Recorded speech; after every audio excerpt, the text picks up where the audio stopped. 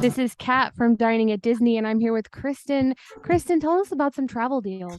Right now, if you want to travel over to Disneyland, you can do so. They've got a deal where you can save up to 25% off on select stays of 4 nights or longer. And that, of course, includes Disney's Grand Californian Hotel and Spa, Disneyland Hotel, and Disney's Paradise Pier Hotel. And this is going to be for travel dates now through September 29th. So you have to book by September 22nd, and travel must be completed by September 30th. And Kristen, where can people contact you to book these incredible vacations? At themeparksandcruises@gmail.com. Producer Aljon here with today's sponsor of the Dining at Disney podcast. We use the Shure MV7 podcast microphone bundle. And thank you to Shure for sponsoring this episode. This microphone is inspired by the legendary SM7B that I used in radio for many, many years. And this MV7 dynamic microphone will be used both with USB and XLR outputs for use with computers and professional interfaces, just like Kat is showing you here on the video. So you can connect via USB, explore additional setup features using XLR outputs, the auto level mode, and the Shure Plus Motif app for all your smart devices as well as your PC or Mac, so you can control your vocal tone as well as all these great tones and compression from your mic. You can use auto level mode, which makes your conference calls sound much more magical. Let the mic do the work for you and pick up the MV7 podcast microphone and the bundle that includes an awesome stand. Check it out at our link in our show notes for sure, SHURE.com. And also our friends at Gator Frameworks, stands and accessories for podcasters, content creators, music, lighting, and AV equipment. Up your game and have fun with these awesome studio furniture quality stands and desks. Check them out at GatorFrameworks.com. From the Gator Framework Studio in Music City, it's the Dining at Disney podcast. You know the thing about good food? It brings folks together from all walks of life. You'll discover all the best restaurants and food as you hungrily explore the Disney parks. Let's do this thing! The Dining at Disney podcast with your hosts, Kristen Hoetzel, Bubba Alvarez, and Kat Arcori. Welcome to the Dining at Disney podcast. I am Kristen, Disney park enthusiast, foodie, and travel expert. And I'm Aljon. I'm a podcaster, is also, and you see, I'm not used to. I'm producer Aljon. Marvel, Disney, and Star Wars fan. I thought Kat might be going first, but you're right. I'm playing the role of the Bubba today, so that's why I was taken off guard, because I normally don't talk. And she's like, "Oh, are you going to take over for Bubba today?" And I said, "Sure, I will." And then I realized, "Oh yeah, that's my line." Reading is hard, phonics are fundamental, and I'm Kat, experiential producer, currently coming to you from the top of my depression pile of clothes. Welcome to the show. If you haven't already, make sure you like, subscribe, and click that notification bell. So, Kat, you want to tell everybody what we're talking about? Yes, of course I do. We're going to talk about themed dining. And you might say that all dining at Disney World is themed. You'd be wrong. These are the most exceptional themed restaurants, in our opinion. You know, if we think we're wrong, come at us in the comments. The ones that we think hold the highest esteem for us in our experience, things we love to eat, well themed. That's all I have. Is that everything? That's everything. It's everything. Experiential, okay. Right? I think because there are so many choices that we should leave out the bars and lounges. Agree. That's a whole other show. And just stick with restaurants. Mm-hmm. You know, a lot of times people include the bars and the lounges and that as well. But I feel like there's just too much. There's too many. We could be here all night talking about our favorites then. That's true. And you know, there's so many, and we need to keep having shows. So that will be another day. Oh yes. There's another day. It's coming. You should go first. I should go first. Okay. Unless you're having a panic moment, then I'll go first. Off the top of my head, I am going to go with one of them being Hoop-Dee-Doo musical review. Ooh. Okay. All right. Because you have that whole frontier theater environment. Yes. Which is very cool. You have a stage show, which, I mean, it's so much fun. And then the food goes well with that, which overall, Disney does a great job with the food going with the theming of the place. So you have the really cool frontier environment, and then your food being ribs and chicken and, barbecue beans, got your cornbread. I mean, it's so American. It's delicious, entertaining, and just overall great theming for the restaurant. Definitely. Aljon, do you want to go next? Oh, of course. I'm going to say be our guest. I mean, how can you not talk about the castle at Be Our Guest and not feel like you're going into the actual animated classic?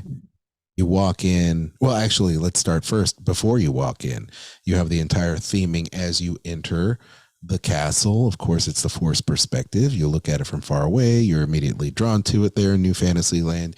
You go in. It looks like the castle. You have this nice bridge, and then you walk in, and you're greeted by everything you see in the film, from the knights and the armor all the way to the big grand ballroom. You've got the West Wing. You've got the library. I mean, the list goes on and on. It looks exactly as it should if you remember the film. Everything about it looks amazing, and the colors are so dynamic. The special effects in the West Wing are amazing.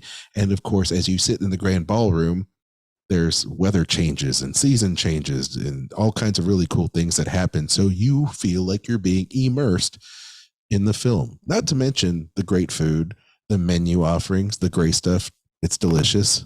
Okay, so don't believe me, you can ask the dishes. Thank you. I set it up and you bowl them down just like that. So 100% Be Our Guest restaurant should be on the list because everything is great. And the servers too. Let's not forget the staff. I mean, the staff is exactly dressed in period. And I say period very loosely because, it's an interpretation. So just like everything else in there, because we know that it's fiction, but it's good. It's fun. Truth. Yes. Okay, Kat. So I haven't done it yet, but if I had done it, I'd probably be picking something on the Star Wars cruiser and Galactic Cruiser, whatever it is. But since I didn't do that, I'm going to choose Space 220 as my first choice because it's the closest thing in space. I feel really good about space right now. When you enter, it's over there in Future World, first off, to begin with, which is not Future World anymore, right? It's something else now. It's a whole bunch of pieces. Yeah, whatever. It's right there by Mission Space. So you're already like in the futuristic spacey mood, and then you go in, you do the whole elevator to 220 miles above the Earth, which is really unsettling but also very cool. And you walk into the spinning gardens, which are super fun. And then of course you walk into the dining room and you see the almost 360-degree screens broadcasting space with their astronauts and their spaceships and their shooting stars and satellites, what have you. It's really cool in there. And then on top of that, all of the food looks spacey, futuristic, like tiny art pieces for you to eat, and it's all delicious. So yeah, Space 220 I'm going to choose. We had a really good experience there. It's like an echo chamber, like how I would imagine it would be if I was like in Space Odyssey 2001 and Hal was yelling at me. That's how I feel like it would sound in there. So it's good. Right, Kat. Yeah. It's my impersonation of Hal. It's good. It's good. Okay. All right. Yeah. So I enjoy it. They have down to calling their different courses the lift offs and the star course and what have you. They took a great care in naming their dishes and great care in the theming of the restaurant, and even down to the silverware, which looks a little futuristic. It's like black metallic silverware, which is kind of cool. That's the theme and entertainment nerd in me who's like, look at this plate. Um, that's where we're at. So yeah, Space 220. That's going to be my first pick over at Epcot. Okay, so I'm going to now head over to Magic Kingdom. And the first thing that always comes to your mind when you think of Magic Kingdom is the castle. Mm-hmm. And in the castle, you have Cinderella's royal table. Currently, it's not doing the Character dining? the character dining, so you know you can't meet your princesses and all. But this restaurant is beautiful inside, and they did a really good job of trying to pull those pieces from the European castles to make it look, you know, like you're inside an actual castle. Mm-hmm. With you've got the family crests and things like that throughout the restaurant. Yep. And then for your dishes, of course, Cinderella, you've got a Jacques and a Gus cheesecake for dessert, or a coffee pots de creme. Your entrees include things like the magic carpet ride, Aladdin. So there's, even the dishes have names, have nods to some of your princesses. But I really do like the decor of it. It's a beautiful restaurant. And if you're never going to get a chance to actually visit a castle in real life, since in the US, we don't actually have castles here, that you can get an idea of what it would be like inside a castle by going to Cinderella's. And what little girl doesn't want to go and dine inside the castle? Or little boy, honestly. Yeah. You grow, little knight. You grow up watching these films, and then you step inside, you're like, wow, this is super cool. I know I felt that way as an adult. And you have the stained glass windows, which are always pretty. It's beautiful. Beautiful place. Okay. What is yours? Your next one, Aljon. So I'm going back to Coral Reef. I seem to talk about this a lot, but does it look a little dated? Yeah, maybe. Okay. But in terms of the theming, it fits. You're in the seas over there at Epcot. You're exploring the water. You're there with 2,000 amazing sea creatures in this huge, huge tank. And so you get to see them take care of the marina life. You get to sit and you get to watch all the great life go by, whether it's a ray or a shark or all these tropical fish. Like, it's just an amazing view. And the food is great too. I mean, I've never been disappointed at any meal or service at Coral Reef.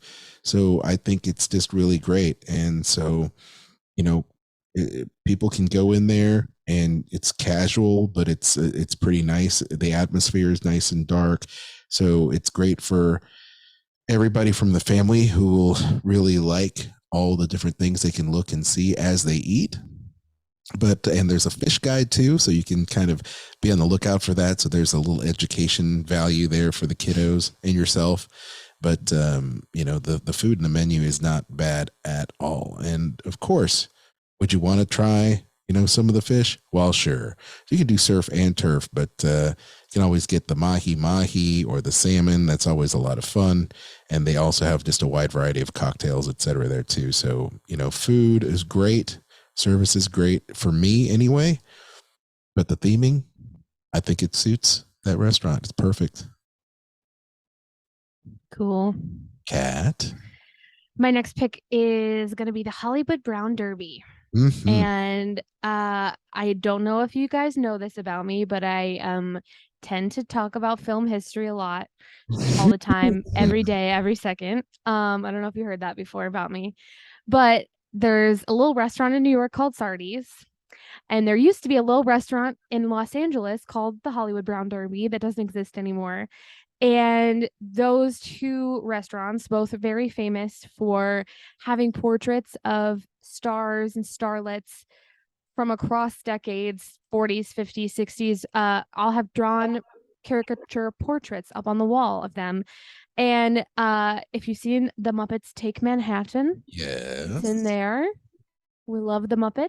So good. And I love the Brown Derby because there will always be a small part of me who is just absolute trash for an old school steakhouse, like a little Rat Pack red leather booth steakhouse. And this takes that to the next level, in my opinion, because it combines it with not only my love for old Hollywood, but also just my love for lore and the lore of Hollywood and the way that we imagine it, even though the way that it actually was kind of garbage and terrifying and horrible to women. But You're right. if you put that all aside, you can have a delicious salad surrounded by some incredible artwork and think about the way that movies used to be made, because now we can't go on the great movie ride to think about how movies used to be made, but you can sit in that booth at the Hollywood Brown Derby and imagine Frank Sinatra and Walt Disney and Gene Kelly and Judy Garland drinking dry martinis together, laughing about the good times. And if that's not a themed experience, I don't know what is. And the food is phenomenal. The food is just so good. Yes, it is. Yeah. And consistent. Truth. So the next one on my list is not going to surprise anyone. Wait, let me guess. Is it the beer garden? Oh, ding, ding, ding, ding, ding, ding, ding, ding, ding. Yay! And Kat's the winner. I never win anything. This is the best day ever.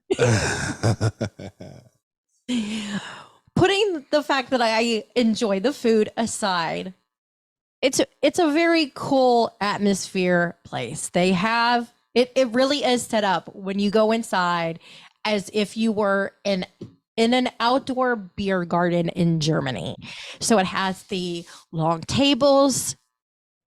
I don't know how they're seating people now, but pre-pandemic, you would sit at a table with complete strangers, just like you would if you were in Germany at a beer garden. And we've met all kinds of people while we were there. Strangely enough, at one time, met people who were from where I originally lived and knew somebody that I knew growing up, which was really like, what are the chances? There, you know? That's crazy. Yeah, it is. They've got music. They've got a German band there that's playing, you know, the traditional beer garden style music. So you've got an Papa band. There you go. You know, they bring out the big what's the name of the horn? I always talk about Ricola. And then my brain says didgeridoo. I know that's not right. That is not right. That's not right. And then you also have the cowbells, which is one of my favorite things. The guy with the cowbells and how fast he can play those. And the glockenspiel. And it's set up that it actually looks like because it's indoors, looks like you're outside with the ceiling. And you see the different flags that you would find of different families in the Bavarian region. So it's really cool. And you can get the giant liter beers like you would drink in Bavaria, because they don't drink little beers there. They drink the big beers. And you've got your typical beer garden fare, your spatzel, schnitzel, sausages, sauerkraut, noodlegratin, and But the theming is so good. Yes, the theming is so good. It's great that the menu actually is good as a theming. Mm-hmm. So, yes. I promise my next one won't be such an obvious choice. Well, I think a lot of these are pretty obvious, you know. Yes. Um, so here we are at Disney's Hollywood Studios again, Of course. because one of my favorites of all time is 50s Primetime. And when you go and you think about, you know, eating in mom and dad's, you know, old school 1950s kitchen, and you have, you know, all the kitsch that comes along with that, the big fork and spoon hanging on the wall, you've got the tile on the floor, and then you have the type of 50s as it is. It's the Primetime Cafe, so there's a lot of TV references to the golden age of television there, which is amazing. I know we're not supposed to talk about the bar, but the bar, folks, I mean, is amazing. But the great thing about it is everything is authentic, from the food and the menu. My favorite being the meatloaf.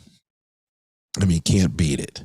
I mean, that is some awesome meatloaf. It's probably one of my favorite meatloafs there. Plus the fried chicken is off the chain. So if you really want to get like the American comfort food of the 50s that isn't served in a tin, you know, in a tin, like, you know, because it is, you know, the TV dinner age.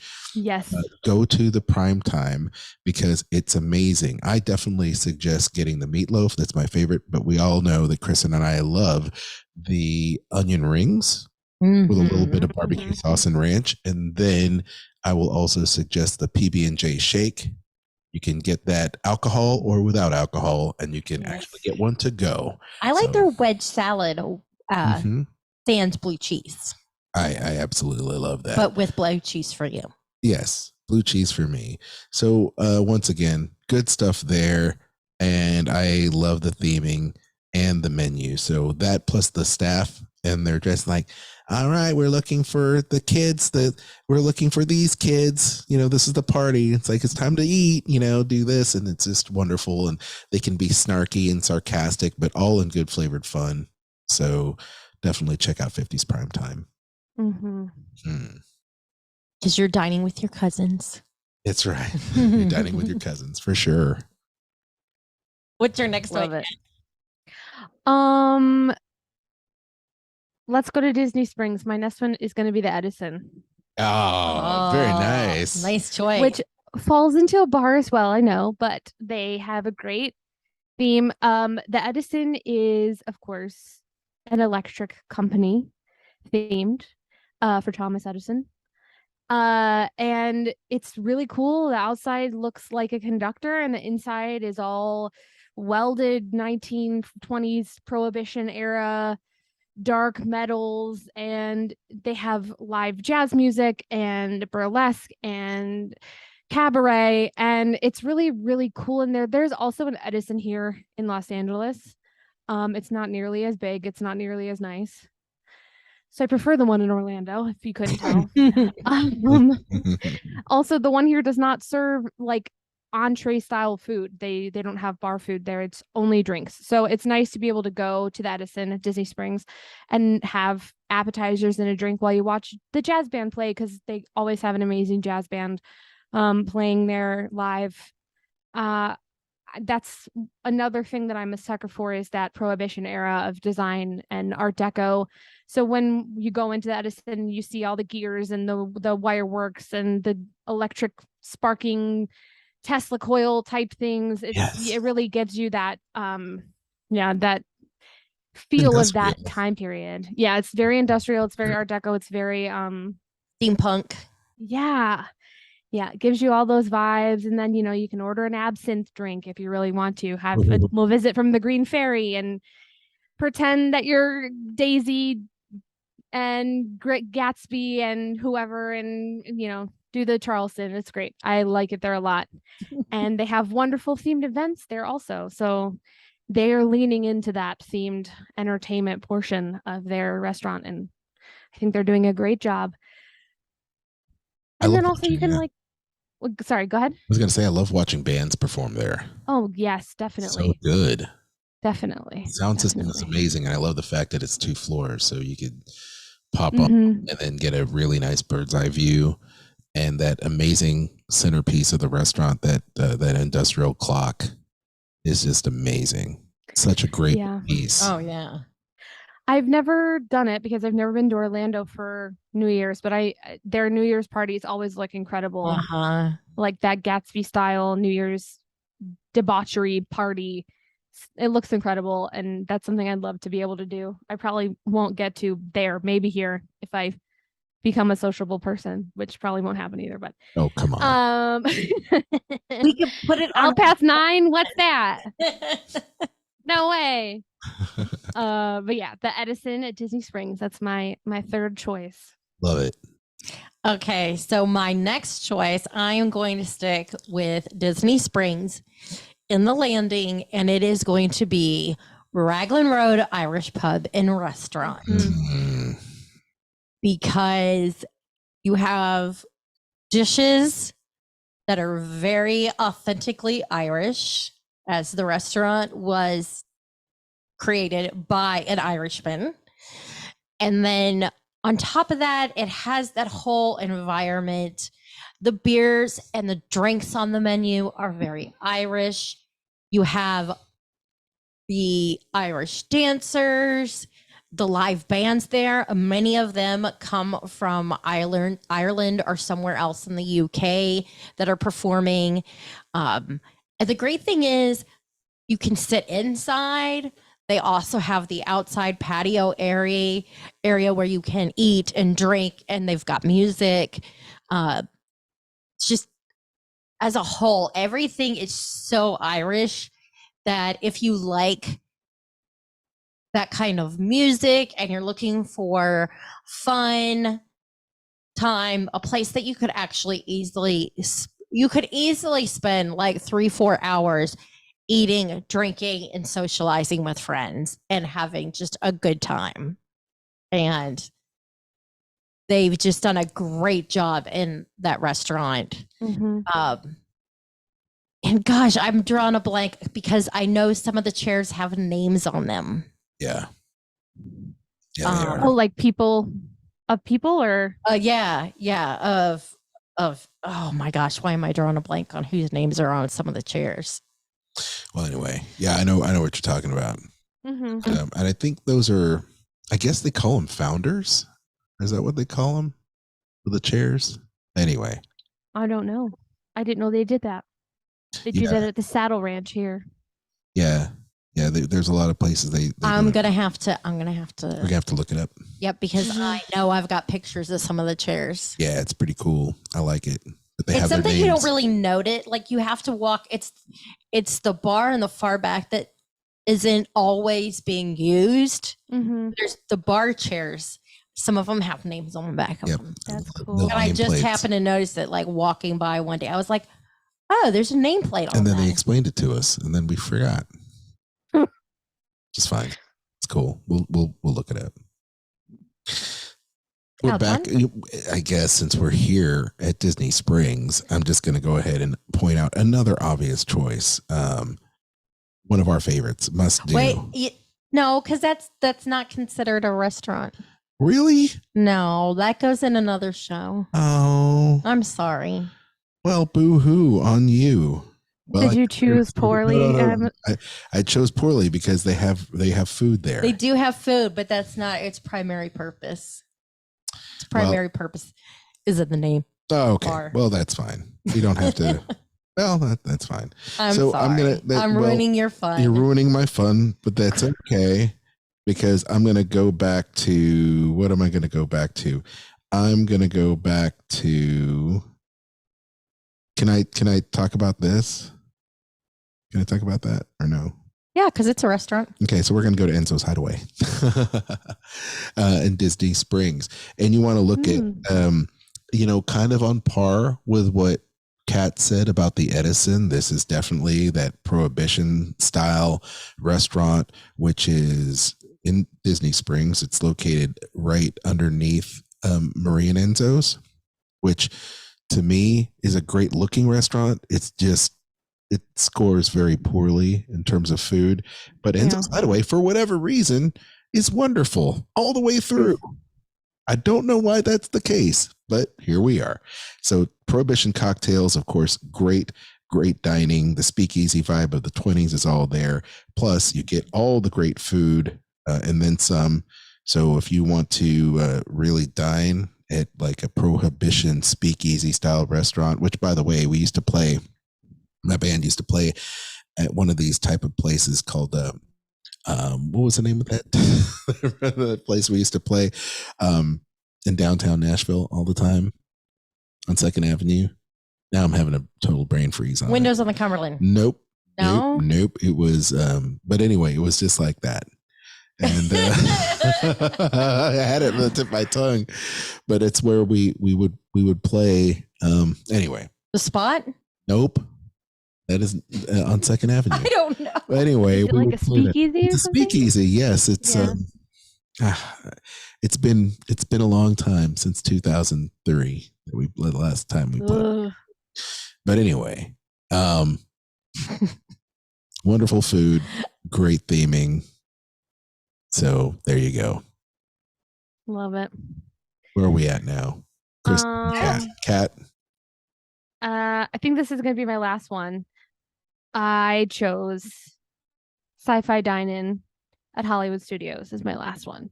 Mm-hmm. They changed their menu a lot, so I can't have a lot of things there anymore, but I'd go there just to drink a milkshake and sit in the dumb car because I love the drive-in.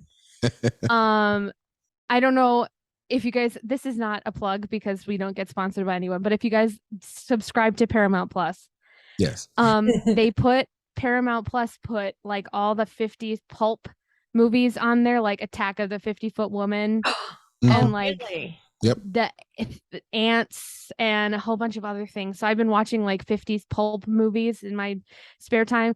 Wonderful. So Sci-Fi Dine-In theater is great because you sit in your little car and you eat and you watch this screen, which shows you the best of appropriate 50s pulp style movies. Attack of the Body Snatchers, The Blob. Everybody loves The Blob. We love The Blob. Yeah. What else? Ants, The Fly, I think is one of them. Mm-hmm. And then if you don't, and then if you don't want to sit in the car, you can sit at like a picnic style table. So it really is like going to the drive-in, only you're inside. And you sit at the picnic table with the little umbrella and the plastic bench, and you eat your burger or whatever, and watch the films. And I love it also because when you walk in, it's like you're walking onto a soundstage. Yes. So you walk through the backstage, the quote unquote backstage portion to get to the quote unquote set, which is the restaurant. And I love being someone who works in that industry and have a love for that style of film. Being in there is very nostalgic to me, and it makes me really happy. Even if the food's not good, it doesn't matter because the experience is so like enveloping the whole time. It feels like you're taking a step back to like Danny and Sandy from Grease are fighting in the car next to you. And she's going to leave him at the drive-in any second while you eat your French fries and drink your milkshake. It's great. But Sandy. No. So yeah, I like the Sci-Fi Dine-In. I think it's great. I think it's fun for adults who have some film buff in them, and for kids who maybe could grow into film buffs like me, because you know how well adjusted I turned out. But you know, it's great. It's great. It's fun. Hollywood Studios, getting out of the sun into the inside somewhere that's freezing cold like a soundstage usually is, just icing on the cake. Love it. Okay, so I am going to go with Le Cellier. Ooh. It is actually themed after a restaurant that is in Canada. It is a chateau. Because I actually walked past the restaurant when I was there, and it's in Quebec. They have a Le Cellier, and this was inspired by that restaurant there. And it does look like a wine cellar underground. You have those really warm, rich colors, along with the stones stone arches and everything in the restaurant. Fantastic steaks. I mean, it's a great restaurant and beautiful, and they did a really good job. Even the beers, they've got some fantastic, especially if you're looking for high gravity beers. There's one that is my favorite, and the first time I ever had it was actually at this restaurant, and it's something I always have to get when I'm there, and it is the Trois Pistoles beer. It is really, really good. Again, like I said, it's a higher gravity beer, but it has a really good flavor to it and goes really well with the steaks. So if you're looking for something, I think a great place if you're looking for a romantic dinner. Cool. Love it. You want me to do one more? You can do one more. Sure. All right. So I'm going to go with San Angel Restaurant. Back here at Epcot, and it's over in the Mexico Pavilion. It's modeled after a 17th century hacienda at the base of a Mayan ruin. So theming is great. I understand that the food has been kicked up a notch, which is good, which is really good. But once again, if you are into it, you want to check it out, you've got the twilight setting, of course. You also have the attraction there for the Rivers of Time. It's not that anymore. It's a Three Caballeros. But I just want to say that, the Rivers of Time, the Rio del Tiempo. But you have that romantic kind of vibe, which is great. They have great chicken and fish entrees, chipotle pepper and chocolatey mole and green tomato and a lot of I say green tomato, it's green tomatillo. And then, of course, they have their noteworthy cheesecake in caramel sauce. So those are just some things you can definitely check out there for sure. Get the taste of Mexico. And I love the setting there because much like Beer Garden, where you go outside and you can see the sky and everything, you can do the same there at this restaurant because you sit there at the base of the Mayan ruins with the river running through it and you can see the sky, and it's definitely got that kind of nighttime vibe. The sun is setting, you can see the volcano in the background kind of erupting, which is super great. So great place for everyone, including the kids, but definitely if you want to get that vibe for theming, St. Angel, go ahead and do it. I feel like Epcot has a lot of great restaurants when it comes to theming because you do have all the countries, and since in a way it was kind of set up to be like a way to market travel to those countries. And so there's a lot of authenticity brought to the decor and everything like that. And to encourage people to travel to those places. So I think you find a lot of fantastic theming for that reason when it comes to the restaurants, especially in the World Showcase. Oh, yeah. And we didn't even get to talk about, the resorts or Animal Kingdom or anything like that really other than, what we talked about. But there's so many. There is so many. Like, there are. Where else are you going to dine and look out the window at animals on a savanna? Truth. Yeah, exactly. And I was surprised, Kat, that you did not have Rose and Crown on your list. I feel like I've talked about Rose and Crown like the last 4 shows. So I made a conscious effort to shut up about Rose and Crown. Next time though, we'll be back. Yeah. And we didn't even talk about the Skipper Canteen either. No. No, we did not. That one's really good too. It's a lot of fun, so I'm sure this show is just probably part 1 of another series we could do, like more. Well, we didn't do any bars and lounges. Yep. No. Nope. We didn't cover quick service. Or the resorts. Or Disneyland. Yeah. Truth. Yeah. No. So yeah, it'll definitely be hit up again. Part Another two. form. Part 2. Yes. We hope you enjoyed today's show. If you haven't already, make sure you like, subscribe, and hit the notification button. Those of you who want to support the show, we appreciate you, and you can do so by donating to us on Anchor monthly for as little as 99 cents. Or you can support us by shopping our links. We've got Amazon, Disney Store, and Garden Grocer. And you can find those at diningatdisney.com. Aljon, do you want to tell everybody where they can find us? Why, sure. You can check out Dining is Disney at our website, diningatdisney.com. You can follow all of our social media there, Twitter, Facebook. Also, we're on Instagram. So be sure to check that out as well. Follow us on every one of those platforms. Then you can also book your dream Disney vacation or Universal vacation or every cruise line known to man by contacting Kristen at themeparksandcruises@gmail.com. Remember, her quotes are free and she will save you time and money. You can also follow me, Aljon Go, on Instagram at Aljon Go. Kat? You can find me on Instagram at catastrophe at CAT_ASTROPHE. If you enjoyed this podcast, and we hope you do, check out our friends, The Disney List, featuring, of course, Kristen and Aljon, Skull Rock Podcast, WDW Park Hoppers, Disney Parks Podcast, and my little podcast, Eat the Pictures. Don't forget to join our Facebook group, Dining at Disney, and check out our friends, The Disney Dorks and the Sorcerer Radio Fun Zone. Until next time, I have been Kat. That was Kristen and Aljon. Bon appetit. The information and opinions expressed in this podcast are for entertainment and informational purposes. All other trademarks mentioned are the property of their respective owners.